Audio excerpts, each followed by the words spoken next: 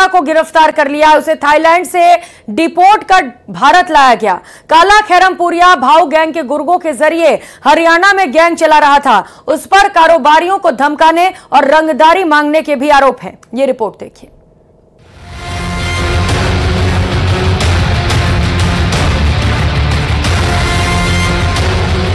हरियाणा से लेकर पंजाब और फिर दिल्ली एनसीआर से सटे इलाकों में इस वक्त कुछ गैंगस्टर अपना दम दिखाने में जुटे हैं।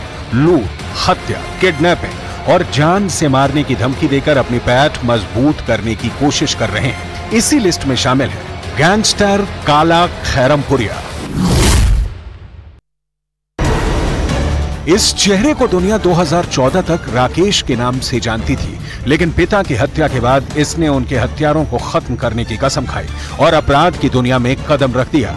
आज 10 साल बाद ये राकेश से काला खैरमपुरिया के नाम से हरियाणा, पंजाब समेत तमाम राज्यों की पुलिस के टारगेट पर था, जिसे अब गुरुग्राम पुलिस ने थाईलैंड से गिरफ्तार कर लिया और हिंदुस्तान में हवालात की हवा खिलाने के लिए लिया। काला खैरमपुरिया भाऊ गैंग के गुर्गों के जरिए हरियाणा में गैंग चला रहा था। इस पर हरियाणा और राजस्थान में डकैती, लूट, हत्या और अवैध हथियार रखने जैसे संगीन आरोप हैं। उसकी अपराध की कहानी 2014 से शुरू हुई और 2024 आते आते ये गैंगस्टर और पुलिस की हिट लिस्ट में टॉप पर पहुंच गया। 14 जून 2014 को काला खैरमपुरिया के खिलाफ हत्या का पहला केस दर्ज किया गया था। काला खैरमपुरिया ने पिता की हत्या में शामिल बदमाश की हत्या की। 2015 में हत्या के केस में उसे उम्र कैद की सजा सुनाई गई। 2020 में जेल से पैरोल पर बाहर आया, लेकिन पैरोल खत्म होने के बाद जेल जाने की बजाय फरार हो गया। 2021 में हत्या, 2022 में हत्या की कोशिश का भी केस दर्ज किया गया था।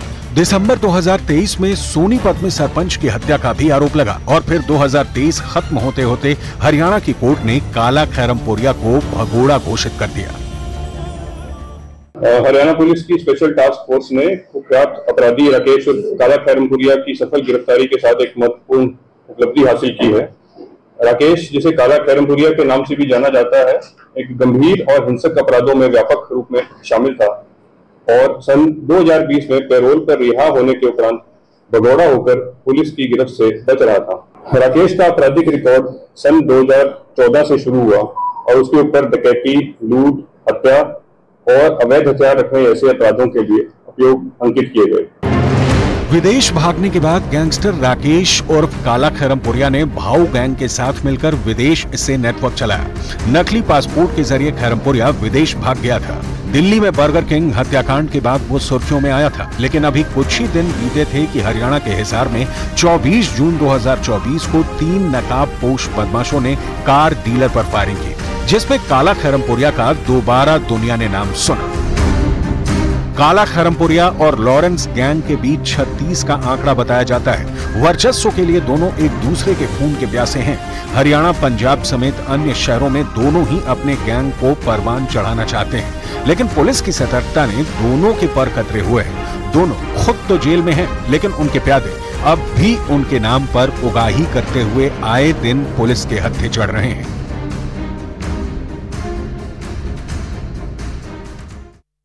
और अब बात आईएएस अधिकारी पूजा खेडकर की, जिनकी मुश्किलें खत्म होने का नाम नहीं ले रही। पूजा खेडकर की मां मनोरमा खेडकर को पुणे सिटी पुलिस ने नोटिस दिया है। पुणे पुलिस ने यह नोटिस उनके घर पर चिपकाया है। इस नोटिस के जरिए मनोरमा खेडकर से पूछा गया है कि क्यों ना उनकी बंदूक का लाइसेंस रद्द कर दिया जाए।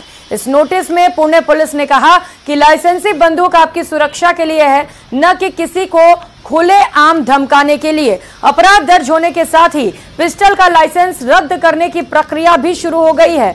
उसके नोट को चिपकाने पुलिस पहुंची हुई थी। एक दिन पहले ही पुणे पुलिस ने आईएएस पूजा खेडकर की मां मनोरमा खेडकर के खिलाफ भी एफआईआर दर्ज की है। यह एफआईआर किसानों को धमकाने के आरोप में दर्ज की गई है। पुलिस ने धमकाने का वीडियो सामने आने के बाद यह एफआईआर दर्ज की। जो वीडियो सामने आया उसमें मनोरमा खेडकर बंदूक दिखाकर किसान को डराती हुई नजर आ रही हैं। बताया जा रहा है कि यह वीडियो 2023 का है। तो पूजा के घर पुलिस पहुंची, नोटिस चस्पा किया गया जिसमें उनके बंदूक के लाइसेंस को रद्द करने की बात कही गई है, क्योंकि वो बंदूक दिखाकर एक किसान को डरा धमका रही थी। 2023 का ये वीडियो सामने आने के बाद पूजा खेटकर पर कार्रवाई की गई है। इसके साथ साथ उनकी ऑडी को भी जब्त कर लिया गया है।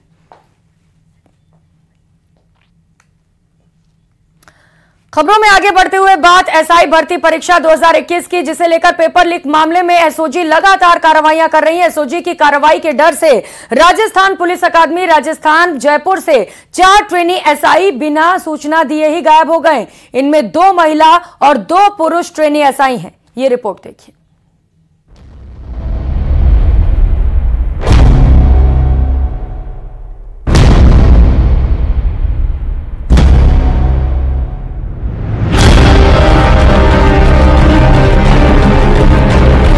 एसओजी का एक्शन, आरपीए में पकड़ा गया फर्जी ट्रेनी एसआई। 4 फर्जी ट्रेनी एसआई फरार, अब चढ़े एसओजी की रडार। एसआई पेपर लीक प्रकरण में एसओजी लगातार कार्रवाई कर रही है। इसी कड़ी में एसओजी की टीम ने शनिवार को राजस्थान पुलिस अकादमी में बड़ी कार्रवाई की और पुलिस ट्रेनिंग सेंटर में रेड मारी, जहां एसओजी ने एक ट्रेनी एसआई को धर लिया। जैसे ही एसओजी रेड की सूचना ट्रेनिंग सेंटर में फैली तो 4 ट्रेनी एसआई मौके से फरार हो गए। इनमें से 2 महिला और 2 पुलिस ट्रेनी एसआई थे। हालांकि एसओजी की टीम ने एक और ट्रेनी एसआई दिनेश कुमार को गिरफ्तार कर लिया। दिनेश कुमार बाड़मेर के धौरी मन्ना का रहने वाला है, जिसने जगदीश बिश्नोई गैंग से लीक पेपर खरीदकर पढ़ने के बाद एग्जाम दिया था। आरपीए में मिले 5 फर्जी ट्रेनी एसआई।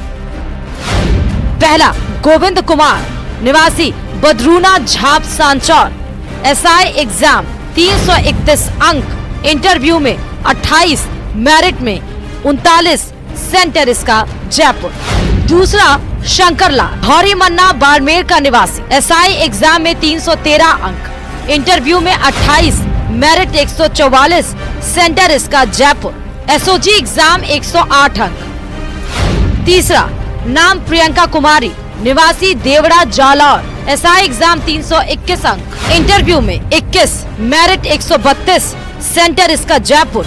एसओजी एग्जाम 116 अंक। चौथा नाम है मोनिका निवासी दादिया सीकर, एसआई एग्जाम 345.5 अंक, इंटरव्यू में 15, merit 34, centre Ajmer. SOG exam 66 अंक।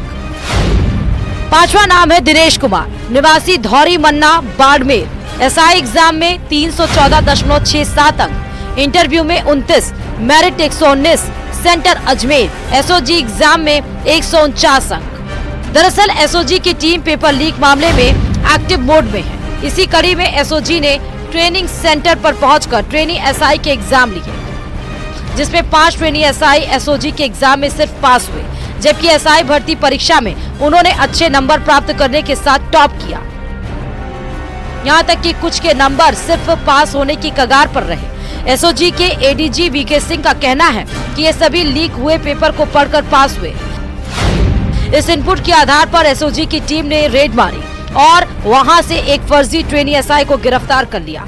हालांकि 4 ट्रेनी एसआई को इसकी सूचना पहले मिल गई और वहां से फरार हो गए। फिलहाल एसओजी की टीम गोविंद कुमार निवासी सांचौर, शंकरलाल निवासी बाड़मेर, प्रियंका कुमारी निवासी जालौर और मोनिका निवासी सीकर की तलाश में जुटी है। Bureau report, news 18 Rajasthan. और देवरिया से बेहद ही चौंकाने वाला मामला सामने आया। यहां एक शादी के दौरान नॉनवेज खाना न मिलने की वजह से बारातियों ने हंगामा खड़ा कर दिया। इसके बाद तो जमकर मारपीट भी हो गई। आखिर क्या है पूरा मामला, इस रिपोर्ट में जानते हैं।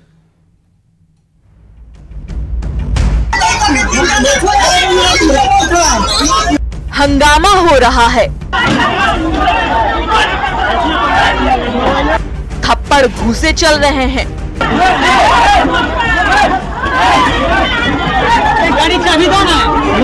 कोई कुर्सी फेंक रहा है, कोई बुरी तरह से भड़का रहा है। रात के वक्त कई लोग आपस में भिड़ रहे हैं। कोई किसी की बात समझने को तैयार ही नहीं, बस एक दूसरे पर हाथ चला रहे हैं। महिलाएं भी हैं, बीच बचाव की भी कोशिश चल रही है, लेकिन हंगामा है कि थमने का नाम ही नहीं ले रहा है।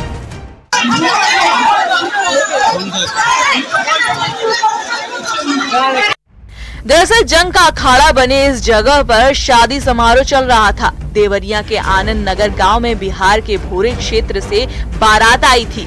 बैंड बाजे के साथ बड़े शान से बारात दुल्हन के गांव पहुंची। खाने पीने के पर्याप्त इंतजाम किए गए थे, लेकिन जब बाराती खाना खा रहे थे तो एक ऐसा विवाद खड़ा हुआ जिसके बाद तो बारात ही बेरंग लौट गई। बिना दुल्हन के ही दुल्हा वहां से चला गया। बाराती जब भोजन का आनंद ले रहे थे तो तभी नॉनवेज न बनने से नाराज हो गए। दुल्हन पक्ष के लोग से मछली न बनने को लेकर शिकायत की गई। बारातियों की मान मनोवल की भी कोशिश हुई, लेकिन बारातियों का पारा 7वें आसमान पर था। वो मानने को तैयार ही नहीं हुए। मछली की डिमांड पर तो विवाद बढ़ता ही चला गया। कहा सुनी के बाद हाथापाई की नौबत आ गई। दोनों पक्ष के लोग में जमकर मारपीट हुई। पूरे गांव में हड़कंप मच गया। बारात लौटने से दुल्हन पक्ष काफी निराश है। उनके मुताबिक शादी में काफी खर्च हो गया है, लेकिन शादी भी नहीं हुई। दुल्हन के साथ पिटाई का भी दावा किया जा रहा है। लड़की का जमाला पर तो कहता कि का खाना बनल बा, तो लड़की कहल सादा खाना क्यों मछली नहीं बनाती, कस के हमारे घर से सादा खाना बनता है। तो लड़की को उठ कर थप्पड़ मार दिया ना, लड़की को थप्पड़ मार दिया। उसके बाद से हमको थप्पड़ मार दिया, हमारी माँ आदमी को थप्पड़ मार दिया, हमारे बाप को थप्पड़ मार कर उसके बाद से बाराती के 10 आदमी आए, सब लोग मिलकर सबके मार के घायल कर दिया। ग्रामीणों ने भी लड़का पक्ष पर गंभीर आरोप लगाए हैं। इसी के साथ लड़की पक्ष वालों ने बघोज घाट थाने में शिकायत करके लड़का पक्ष के खिलाफ कार्रवाई की मांग भी की है।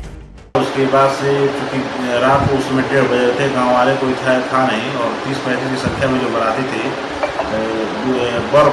कन्या पक्ष के महिलाओं को और उनके जो रिश्तेदार हैं उनको बुरी तरह से मारा पीटा, और उसके बाद से बुलेरो और स्कॉर्पियो गाड़ी से जो है दुल्हा और उनके परिवारीजन और उनके रिश्तेदार जो है फरार हो गए। शादी नहीं हो पाई। फिलहाल मामला पुलिस के पास पहुंचा है। अब पुलिस जांच पड़ताल में जुटी हुई है। देवरिया से न्यूज़ 18 के लिए उमा शंकर भट्ट की रिपोर्ट। और अब खबर बारिश को लेकर। हर साल की तरह उत्तराखंड और हिमाचल प्रदेश में बारिश ने आफत बरसाई है। इन राज्यों में लगातार हो रही बारिश के कारण जनजीवन बुरी तरह से ठप हो गया है। उत्तराखंड से खबर है, जहां लगातार लैंडस्लाइड की घटनाएं सामने आ रही हैं, तो वहीं नदियां भी अपना रौद्र रूप दिखा रही हैं। इस रिपोर्ट में देखिए।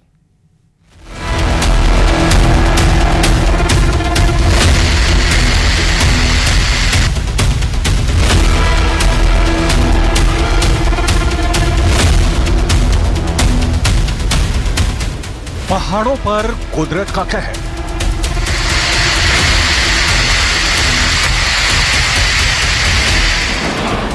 हिल गई धरती, खिसक गई जमीन।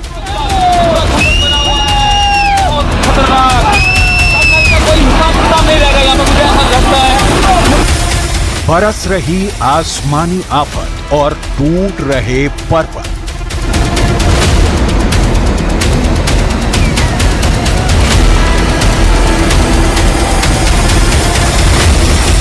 पहाड़ों से मैदान तक सैलाब ही सैलाब।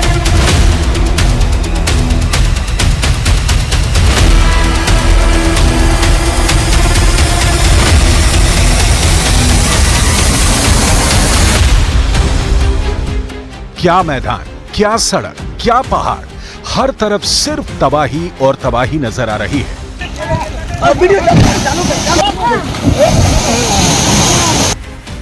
जहां उफनती नदियां मैदानी इलाकों को अपने आगोश में समेटने की जिद पर हैं, तो वहीं दरकते पहाड़ सब कुछ तबाह कर देने पर आतुर हैं।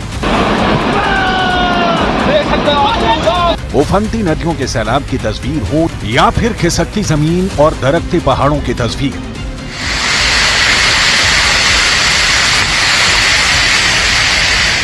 हर तस्वीर डरावनी है और दिल दहला देने वाली भी।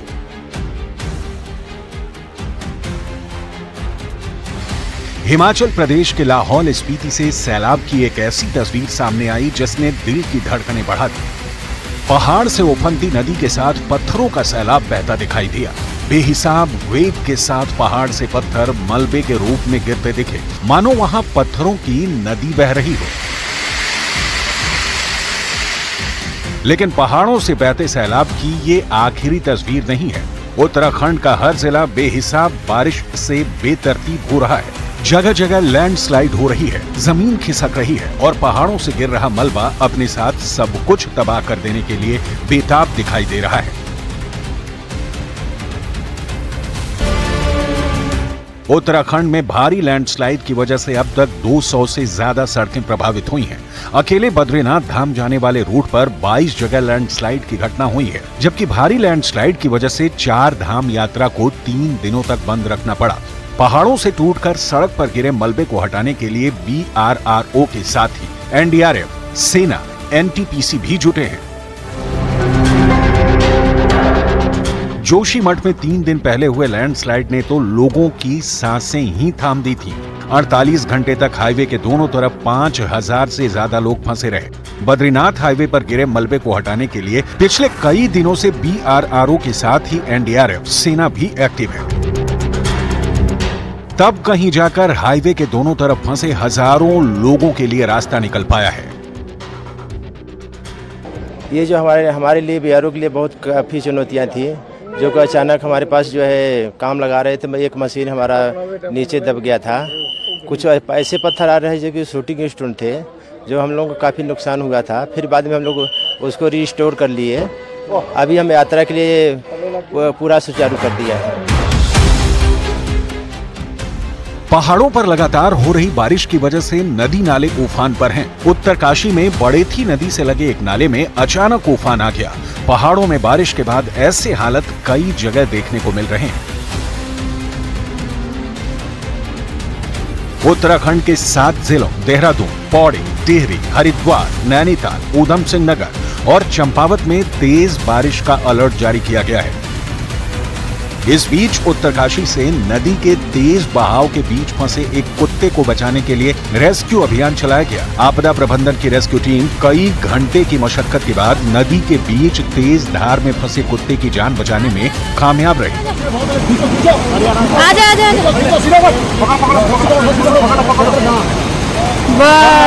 बहुत बढ़िया। उत्तराखंड और हिमाचल में बारिश का मौसम लोगों के लिए मुसीबत बन चुका है। इन राज्यों में लगातार हो रही बारिश के कारण लोगों का जीवन बुरी तरह से प्रभावित है। लगातार बारिश की वजह से उफनती नदियां और पहाड़ों के टूटने की घटनाओं की वजह से हर वक्त बड़ा खतरा बना हुआ है।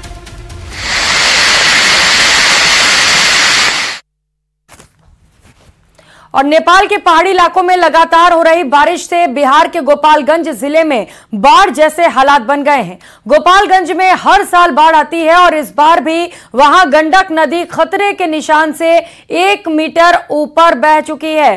कई गांव में चारों तरफ बाढ़ का पानी फैल चुका है। सड़कों पर 3 से 4 फीट पानी बहने से जिला मुख्यालय से संपर्क टूट चुका है। सड़कें दिखना बंद हो गई हैं। ऐसे में लोगों के लिए आने जाने के लिए सिर्फ नाव का ही सहारा बचा है।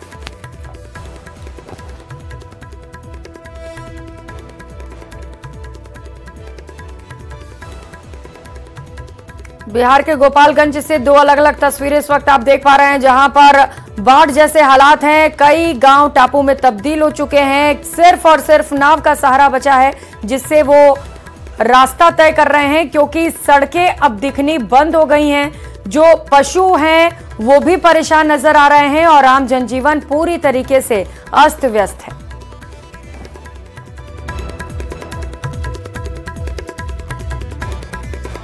और अब एक नजर 5 मिनट में 25 बड़ी खबरों पर।